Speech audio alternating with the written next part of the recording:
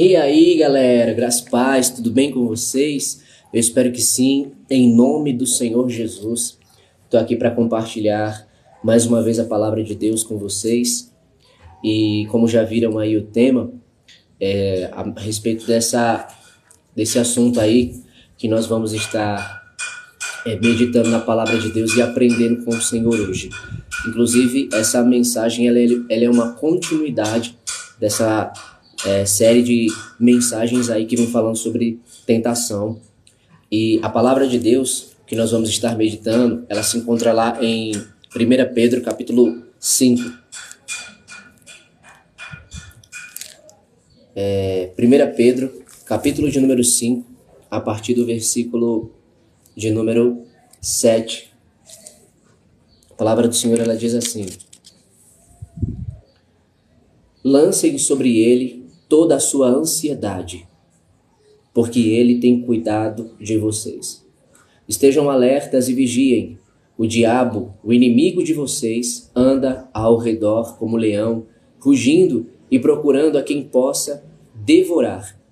Resistam-lhe, permanecendo firmes na fé, sabendo que os irmãos que vocês têm em todo o mundo estão passando pelos mesmos sofrimentos.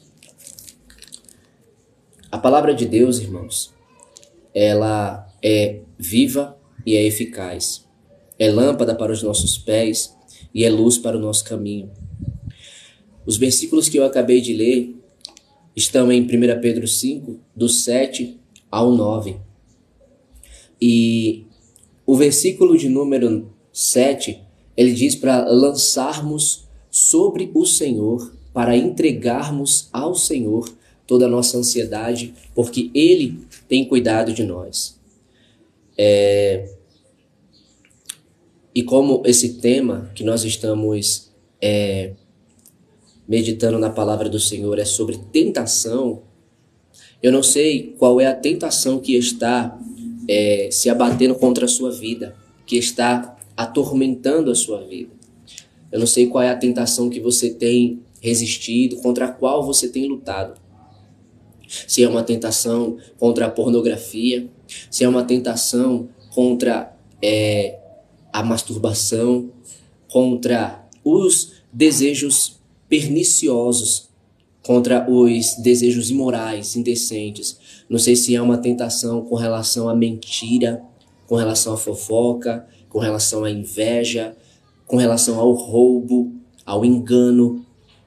Eu não sei qual é o tipo de tentação que você está passando, qual é o tipo de tentação que tem vindo sobre a sua mente, que tem perseguido você. Mas eu sei que existe um Deus que pode cuidar de você. Eu sei que existe um Deus que pode dar a você o escape que você precisa, o socorro que você precisa para que você não caia nessa tentação. A oração que Jesus ele nos ensinou, e eu creio que é a oração que você também faz, que você já fez diversas vezes. Nessa oração, nós oramos ao Senhor e nós pedimos a Deus para que Ele nos livre do mal, para que Ele não nos deixe cair em tentação, mas livre-nos do mal. E a palavra diz em 1 Coríntios capítulo 10, versículo 13, que toda tentação que vem é comum aos homens, ou seja, é segundo a carne, e Deus, não deixa que sejamos tentados além do que nós podemos suportar. Mas quando vem uma tentação, Ele é fiel. Ele nos prepara um escape, Ele prepara um livramento, prepara um socorro para que a gente não caia nessa tentação, para que a gente fique livre dessa tentação e de fato a gente viva a vontade de Deus. Porque a oração que o Senhor ele nos ensinou, ela diz: não nos deixe cair em tentação, mas livra-nos do mal. A vontade de Deus é que nós não venhamos a cair na tentação. A vontade de Deus é essa. E nós pedimos a Deus para que Deus não nos deixe cair em tentação. E de fato, Deus não deixa. Por quê? Porque Deus não quer. Só que o problema é nós darmos o lugar à tentação e nós procurarmos cair nessa tentação. Uma coisa que nós não podemos jamais esquecer é o que a palavra de Deus nos diz, que a carne é fraca, mas o espírito está pronto. E Jesus disse: vigiem e orem para que vocês não caiam em tentação, porque a carne é fraca, mas o espírito está pronto. A única maneira que você e que eu podemos fazer para não cairmos em tentação é obedecendo a Deus.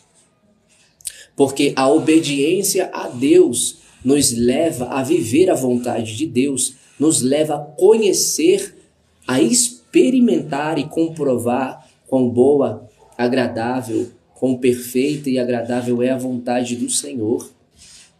Mas quando nós desobedecemos à vontade de Deus, quando nós rejeitamos ao Espírito e quando nós fazemos a vontade da carne, o que nós queremos? Nós queremos que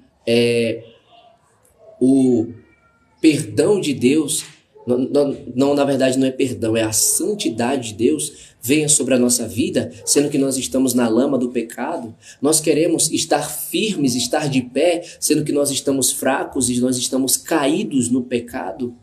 Nós queremos o que de Deus?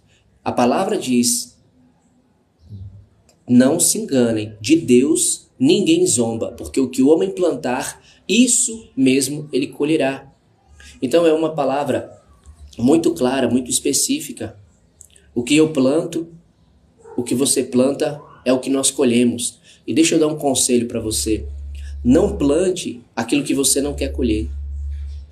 Você não quer colher uma degradação do seu corpo?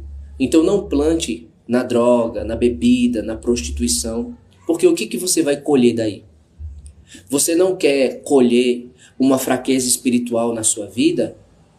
Então não plante se distanciando de Deus, se afastando de Deus, dando lugar ao pecado na sua vida, dando lugar ao desejo, à vontade da carne na sua vida.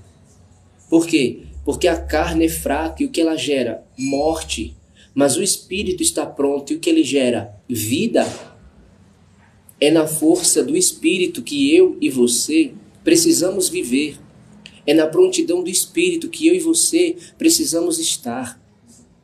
Você já conheceu uma pessoa dentro da casa de Deus, uma pessoa cristã, mas que está vazia, que está perdida, desorientada, que é desanimada, que é fria? Você já conheceu uma pessoa assim? E sabe por que essa pessoa ela vive assim? É por causa do pecado. É por causa da ausência da presença de Jesus nesse coração. É por causa da ausência da falta do Espírito Santo nessa pessoa. Porque a palavra do Senhor diz que onde está o Espírito do Senhor, aí há liberdade. E onde há liberdade, o que é que há? Uma pessoa está presa, né? E quando ela está presa, o que ela sente? Ela sente tristeza, né? Mas quando essa pessoa ela é liberta, o que uma pessoa liberta ela sente? Ela sente alegria. Por quê? Porque ela está livre. Ela ficou livre daquela prisão. Como Jesus disse para aquela mulher que havia sido curada pelo Senhor, através da fé dela, o Senhor Jesus disse: vá em paz, você está livre do mal, do seu mal, livre do seu sofrimento. Acabou o sofrimento na vida daquela mulher e aquela mulher estava livre. O que aquela mulher sentiu naquele momento? Quando ela sentiu em seu corpo que aquele sangramento parou, ela sentiu alegria, ela sentiu paz. Por quê? Porque na vida dela ela recebeu a liberdade. E Jesus, ele diz em João 8:32 que e conhecereis a verdade e a verdade vos libertará. E quando Jesus fala isso, ele está falando para os judeus que haviam crido nele. E em seguida, eles respondem para Jesus que são descendentes de Abraão e que nunca foram escravos de ninguém. E como dizes tu, sereis livres. E aí Jesus diz para ele que todo aquele que peca é escravo do pecado. O escravo não tem lugar permanente na família, mas o filho pertence à família para sempre. E aí Jesus diz no versículo 36, se pois o filho vos libertar, verdadeiramente sereis livres. Irmãos, entendam que a vontade de Deus para nossas vidas é que nós vivamos livres do pecado, livres da escravidão do pecado, livres da natureza pecaminosa, livres do domínio dessa natureza pecaminosa. De fato e de verdade, nós somos humanos, nós estamos em carne e essa carne, ela é pecaminosa, essa carne, ela é corrupta, essa carne, ela é caída pelo pecado.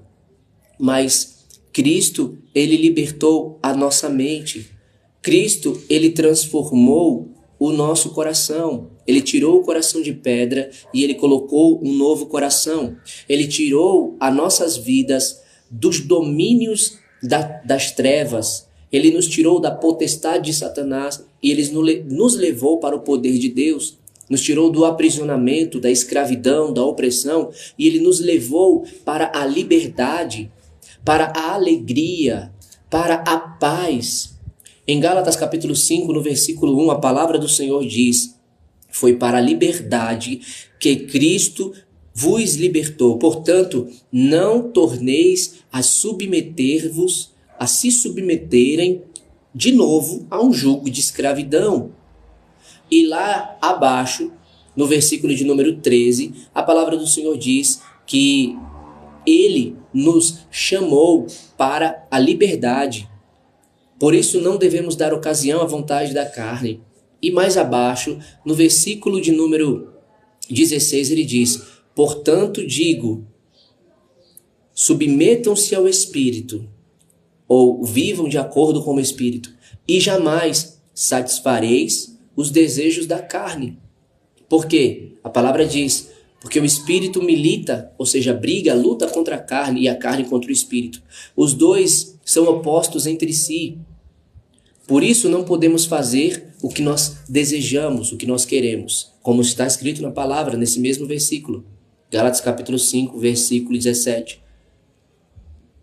Ou fazemos a vontade da carne, ou fazemos a vontade do Espírito. Qual é a vontade que você tem feito? Se você tem vivido pela carne, então você tem morrido espiritualmente. E é por isso que você não tem tido nenhuma força espiritual. É por isso que você não tem tido nenhuma reação espiritual. É por isso que você não tem sentido mais desejo de ler a Bíblia. Você não tem sentido mais vontade de orar. Você não tem sentido mais. Porque essas coisas são espirituais. O desejo, a vontade de congregar, de se reunir com a igreja. Você não tem sentido mais. Você não tem mais vivido. Você não tem mais aceitado, recebido isso em seu coração, porque você tem vivido na carne. E o que a carne quer é totalmente o oposto do que o Espírito quer. A carne briga contra o Espírito e o Espírito briga contra a carne para que eu e você façamos a vontade de um dos dois. Então, para quem você tem dado o lugar em sua vida? Romanos capítulo de número 8, a palavra do Senhor vem nos dizer que, olha só, eu vou abrir aqui para os irmãos entenderem. A palavra do Senhor diz aqui,